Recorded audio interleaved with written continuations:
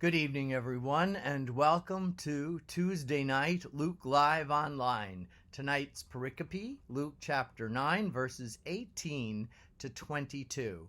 Another very short segment, but a very, very significant one. Once, when Jesus was praying in solitude, and the disciples were with him, he asked them, "Who do the crowd say that I am?"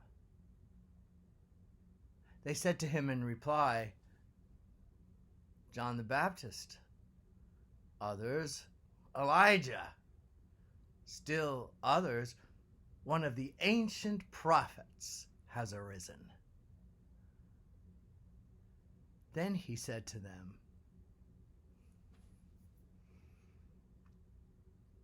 "But who do you say that I am?" Peter said in reply, "The Messiah of God." He rebuked them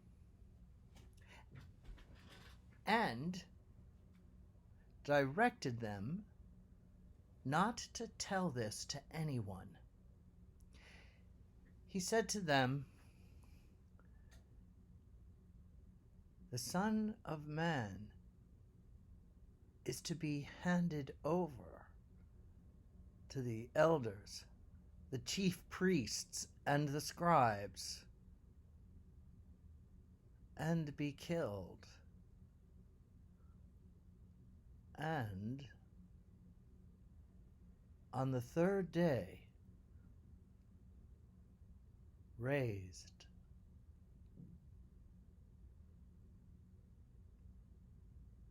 The Gospel of the Lord.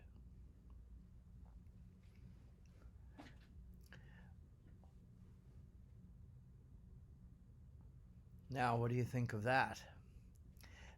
What's so unusual, really, is that Jesus is always so focused on his relationship with God, the Father. This is the very first time we actually hear of some introspection. He's really concerned on how he's being perceived. This is very unusual. This is extremely human. This is not Jesus, the God, the resurrected Jesus, fully united in this resurrected body in his Godhead.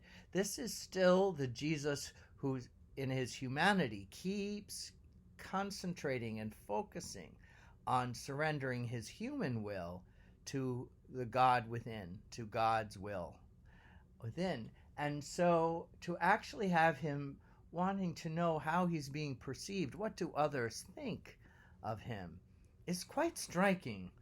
I love the passage. I shared it with you a little more slowly than other passages for that very reason, the way it conveys introspection. Now, of course, again, every human, we want to know how are people relating to us? Are they getting my message?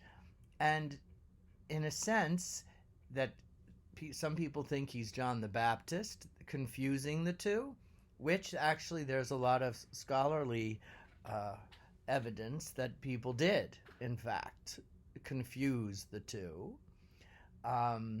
We already know that John has been beheaded, though. Remember when Herod said, "Who is this about whom I hear all these things? John I beheaded." And he kept trying to find a way to see Jesus. So there is that sense of like Elijah's return, that the people had a strong belief that people will come back from the dead, which is really very interesting, particularly since there was this conflict in Judaism at the time between the scribes and Pharisees, who agreed and believed in a resurrection from the dead and eternal life, and then the Sadducees who did not. Yet, again, there's what's going on in the religious institutions and their debate, and then there is the popular sensibility, the everyday folks. So the everyday folks are still very open for Elijah to return You know that there's that seat left at every Passover meal for Elijah to return. So they're equating Jesus with these great figures, which is very good. I mean, it's very, very positive. One of the ancient prophets has arisen, which means that in some sense they were wanting deeper knowledge and they wanted confirmation of the resurrection of the dead, because that was really one of the big debates. So that's very, very positive. When Peter, however, says to him, "You are the Messiah of God," Jesus realizes that there's still that sense of the political and military leader that's part of all of it. Just as if we read Isaiah, Ezekiel, Hosea, and all the others, Jeremiah, there's still a sense that as much as they preach about peace and harmony and these great visions, that's still always on the horizon, and some battle has to be won. And how to interpret that, whether literally or metaphorically or spiritually, in many ways that remains a big debate today. But for us, of course, Jesus clarifies it by allowing himself to be killed, not perpetuating violence, participating in violence. And then we also have that very, very important last phrase, "and on the third day be raised." And I think it's at this point in the great Paschal mystery that Jesus has come to realize that this is one aspect of his mission. There are many. I mean, there's certainly, in terms of mercy, justice, the insistence on forgiveness and compassion.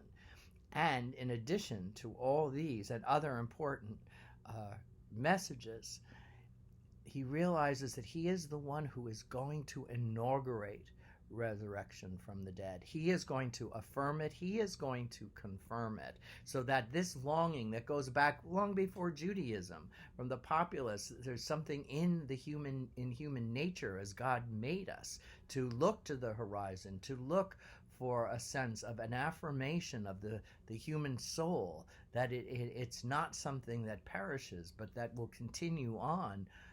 He realizes this is another essential part of his mission, to make that confirmed.